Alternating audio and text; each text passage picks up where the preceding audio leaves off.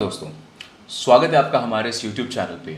मेरा नाम है अंकुश राज और इस वीडियो में हम बात करेंगे एक ऐसे टॉपिक पे जो शायद आप इस वक्त सीरियसली उतना नहीं ले रहे हो। तो आपको पता होगा बच्चों कि आपके एंट्रेंस एग्जामिनेशन एक स्टार्ट हो चुकी है जिसको हम बोलते हैं CUET। नाउ CUET के बारे में मैं उम्मीद करता हूँ पहले से जानते होंगे। अगर नहीं जानते तो फिर से आप थोड़ा सा समझें कि अगर आपको अंडर ग्रेजुएशन करना था या BCom ऑनर्स करना था, इकोनॉमिक ऑनर्स करना था या दिल्ली यूनिवर्सिटी से BBA करना था, तो आपको पहले मेरिट बेसिस पे, या BBA को छोड़ दें तो BCom ऑनर्स और इकोनॉमिक ऑनर्स के लिए आपको मेरिट बेसिस पर एडमिशन मिला करते थे। नाउ मेरिट बेसिस का मतलब आपने जो 12th में मार्क्स स्कोर किया है उसके परसेंटेज के हिसाब से आपको कॉलेज मिलता था। तो अगर आपने बहुत अच्छे मार्क्स स्कोर किए हैं तो अच्छा कॉलेज मिलेगा, नहीं तो आपको कॉलेज नहीं मिलेगा। लेकिन CUET के आने के बाद से अब आपके 12th के बेसिस पर आपको एंट्रेंस नहीं मिलने वाला कॉलेज में, आपको एक कॉम्पिटिटिव एग्जाम देना पड़ेगा। Mind it, I am saying आपको एक कॉम्पिटिटिव एग्जाम देना पड़ेगा जिसका नाम है CUET। अब आप अगले साल, मतलब कोई बच्चा अगर 12th में है तो वो 2023 में, मैं उम्मीद करता हूँ कि वो जाके बोर्ड्स देगा और बोर्ड्स के साथ साथ CUET भी देगा अगर उसे दिल्ली यूनिवर्सिटी या कोई भी सेंट्रल यूनिवर्सिटी के किसी भी कोर्स में एडमिशन लेना है तो। नाउ अगर कोई बच्चा अभी 11th में है तो वो 2024 में जाके CUET देगा और बोर्ड से अपने साथ में देने वाला है। नाउ चलो थोड़ा सा समझते हैं कि CUET कब लॉन्च हुआ। ये उम्मीद करता हूँ आपको पता होगा कि सबसे पहला जो CUET हुआ वो 2022 में कंडक्ट कराया गया है। जी हाँ, इसी साल की बात कर रहे हैं। और इस साल इसको 2 फेज़ में कंडक्ट कराया गया था। पहला फेज़ जुलाई में हुआ था और दूसरा फेज़ अगस्त में कंडक्ट कराया जाता है। नाउ अब अगले साल ये 2 फेज़ में होगा या एक बार से ज़्यादा होगा उस पर अभी क्लैरिटी नहीं है, तो let's not talk about that. इतना तो श्योर है कि आपको भी जाके CUET देना पड़ेगा if you want good colleges. अब हम CUET में थोड़ी सी बात करें तो CUET में कितने सेक्शंस होते हैं। CUET में 3 सेक्शंस हैं। पहला सेक्शन है लैंग्वेज का सेक्शन, फिर आता है डोमेन का सेक्शन, फिर आता है जनरल टेस्ट का सेक्शन। नाउ अब लैंग्वेज सेक्शन में अगर अगर अब इस सेक्शन में कौन सा सेक्शन आपको देना चाहिए, ये पूरा का पूरा डिपेंड करता है कि आप कौन सी यूनिवर्सिटी में, कौन से कोर्स में अप्लाई करना चाहते हो। अगर आप दिल्ली यूनिवर्सिटी में BCom ऑनर्स के लिए अप्लाई करना चाहते हो तो आपको इंग्लिश यानी लैंग्वेज टेस्ट और जनरल टेस्ट देना कंपलसरी नहीं होगा।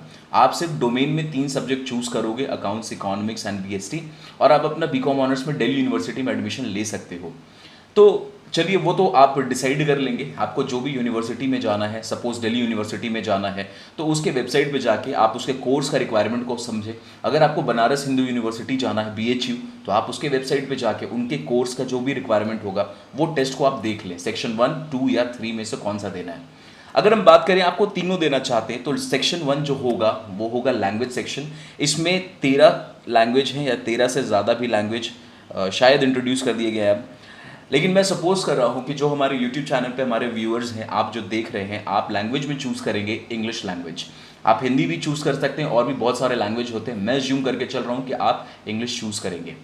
अगर आपने इंग्लिश चूज़ किया तो ठीक है, लैंग्वेज टेस्ट आपका हो जाता है। डोमेन में आते हैं, अगर आप BCom ऑनर्स करना चाहते हो या इकोनॉमिक ऑनर्स करना चाहते हो तो मैं उम्मीद करता हूँ कि आपका जो डोमेन सेक्शन होगा वो आपके सिलेबस का ही होगा, मतलब अकाउंट्स, इकोनॉमिक्स, बिजनेस स्टडीज़, और हो सकता है कि आप मैथ्स भी चूज़ कर लें।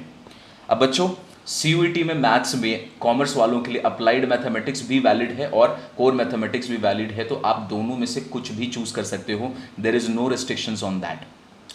अब अगर आपने ये 4 चूज़ किया है, accounts, economics, BST and maths, तो आपको इनका एज अ डोमेन पेपर आपको इनका भी टेस्ट देना पड़ेगा। Coming to the third part is general test. Now what is general test? General test में आता क्या है? जनरल टेस्ट एक 12th के बच्चे के लिए ये थोड़ा सा नया टेस्ट है। जो पहले से क्लैट दे रहे होते थे, क्लैट में भी एग्जाम, मतलब 12th के बाद जो क्लैट देते थे उसमें आपको देखने को मिलता था, लेकिन BCom ऑनर्स के लिए या फिर इकोनॉमिक ऑनर्स के लिए ये पहले एग्जिस्ट नहीं करता था। BBA एंट्रेंस एग्जामिनेशन में ये जनरल टेस्ट, मतलब हम जो बात करेंगे, ये पहले भी आया करता था, तो ये कुछ नया चीज़ नहीं है। लेकिन आओ देखो क्या होता है। सबसे पहला जो पार्ट होता है जनरल टेस्ट का वो होता है क्वांटिटेटिव एप्टीट्यूड, जिसको हम शॉर्ट में क्वांट्स बोलते हैं। तो क्वांट्स इज बेसिकली जो आपके 10th तक का मैथमेटिक्स है वो आपको क्वांट्स में पूछा जाता है। तो आप अब सोचोगे कि 10th तक का मैथमेटिक्स है तो काफ़ी आसान होगा। बेटा ये कॉम्पिटिटिव एग्जाम है तो लेवल ऑफ क्वेश्चन अच्छा होगा ही होगा, बिकॉज बहुत सारे बच्चे, लाखों में बच्चे इस एग्ज़ाम को देंगे अच्छे अच्छे कॉलेजेस को पाने के लिए। तो आपको मेहनत करनी पड़ेगी, आपको इसके लिए भी पढ़ाई करनी पड़ेगी।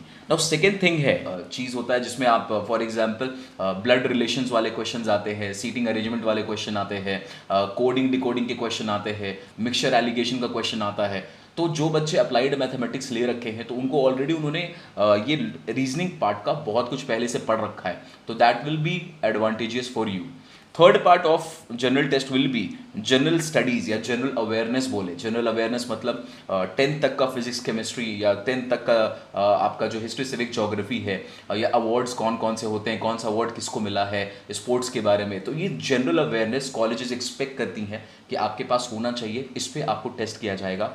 एंड सेकेंडली आपको साथ में जीके पे भी टेस्ट किया जाएगा। आपके करंट अफेयर्स, जो जितने भी इंपॉर्टेंट करंट अफेयर्स हैं उसके भी क्वेश्चंस आपको जनरल टेस्ट में देखने को मिलेंगे।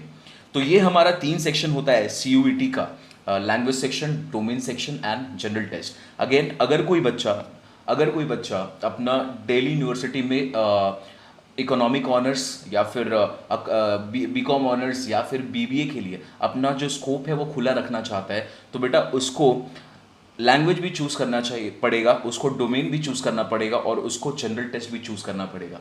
तो it totally depends on you कि आप क्या डिसाइड कर रहे हैं। अगर आप बीकॉम ऑनर्स चाहते हैं, इकोनॉमिक ऑनर्स चाहते हैं या बीबीए चाहते हैं, या ऐसा चाहते हैं कि तीनों का ऑप्शन खुला रहे, तो आप इन सबको दें, वरना as per your requirement you can do that. Coming to the second part कि अगर आपने English as a language choose किया तो आपको कितने क्वेश्चंस देने पड़ेंगे। तो गाइस आपके एग्जाम में 40 क्वेश्चंस आपको अटेम्प्ट करने हैं इंग्लिश में, आउट ऑफ टोटल 50 क्वेश्चंस, जिसके लिए अवेलेबल टाइम जो होगा वो होगा 45 मिनट का। तो 45 मिनट्स में ऐसे मत सोचो आपको 40 क्वेश्चन करना है, ऐसे सोचो कि 50 क्वेश्चन को पढ़ना है, उसमें से 10 को जो आप कॉन्फिडेंट नहीं हो उसको छोड़ना है और बाकी 40 को अटेम्प्ट करना है।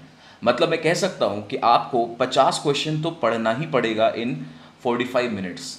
और अगर ये रेशियो हुआ तो just calculate the average speed. जो एवरेज स्पीड आपका होगा एक क्वेश्चन का वो लेस देन 1 मिनट होगा।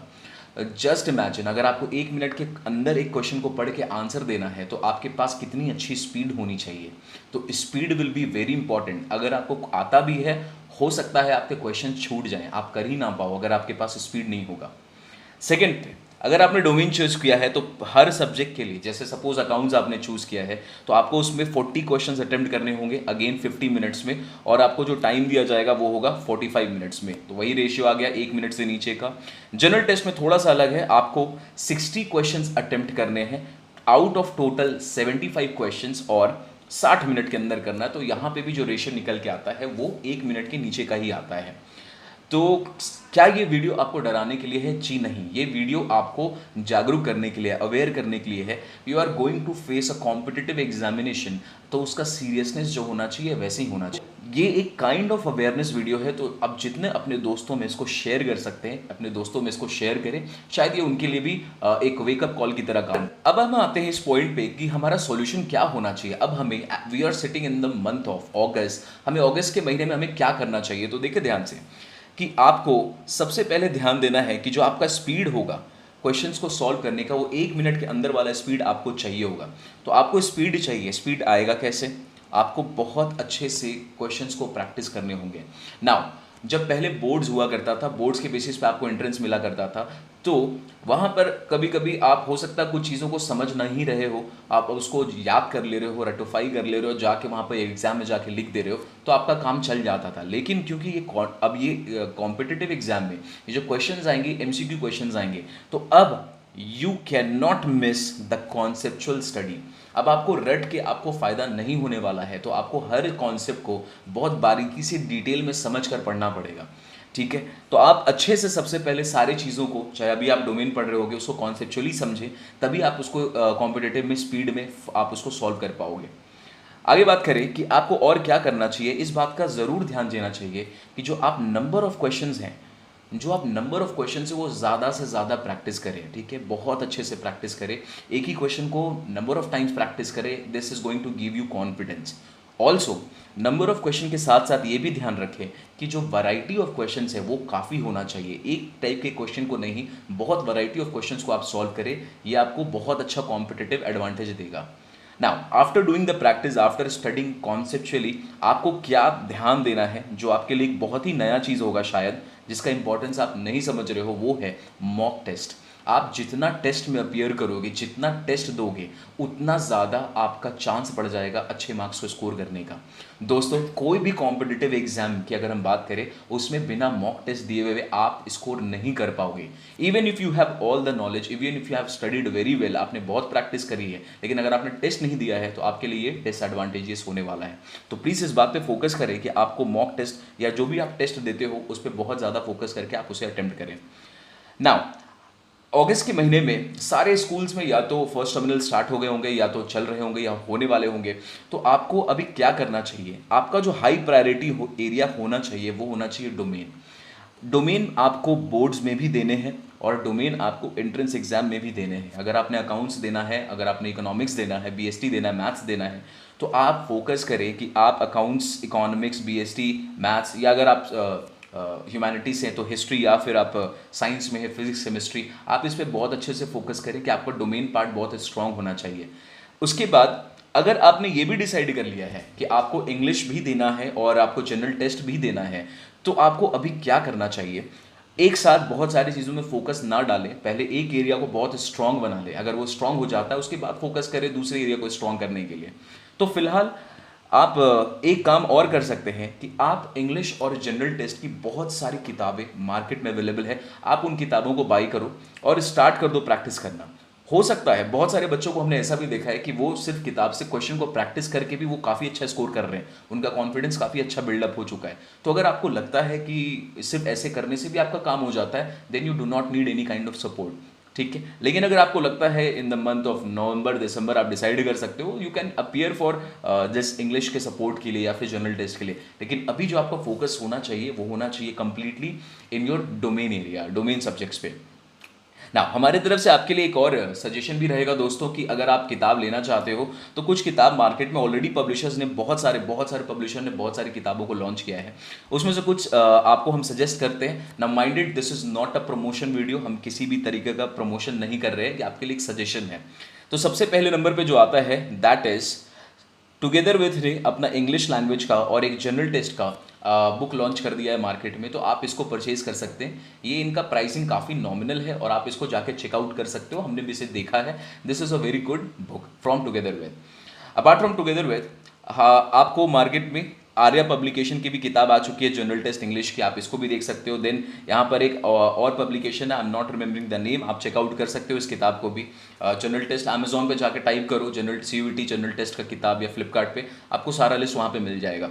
उसके बाद ओसवाल पब्लिकेशन बहुत ही बच्चों का, बहुत सारे बच्चों का ये फेवरेट पब्लिकेशन होता है, टुगेदर विद भी होता है।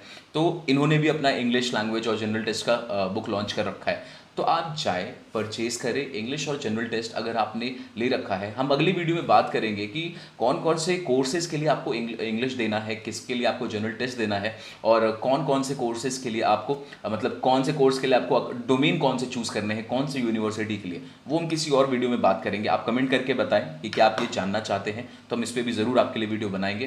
तो मैं उम्मीद करता हूँ दोस्तों कि जो हम कन्वे करना चाहते थे कि आप अवेयर हो जाएं, वेकअप कॉल की तरह ले प्रैक्टिस करना स्टार्ट करें, क्योंकि हम अभी भी देख रहे हैं कि बहुत सारे बच्चे सीरियस नहीं हैं। तो कॉम्पिटिटिव एग्जाम को इज्जत दो यार, क्योंकि कॉम्पिटिटिव एग्जाम नॉर्मल बोर्ड्स की तरह नहीं होता, वहाँ पे लाखों बच्चों कम्पीट करेंगे कुछ नंबर ऑफ सीट्स के लिए, तो इट इज़ इंपॉर्टेंट। अगर आपको वीडियो बहुत अच्छा और इन्फॉर्मेटिव लगा हो तो हमें ज़रूर बताएं कमेंट में, वीडियो को लाइक करें, इस चैनल को सब्सक्राइब करें और अपने दोस्तों में शेयर करें। हम ऐसे काम के किस्से आपके लिए लाते रहेंगे। Till then, bye bye everyone. See you in the next video. Bye bye. Subscribe now and press the bell icon. Never miss an update.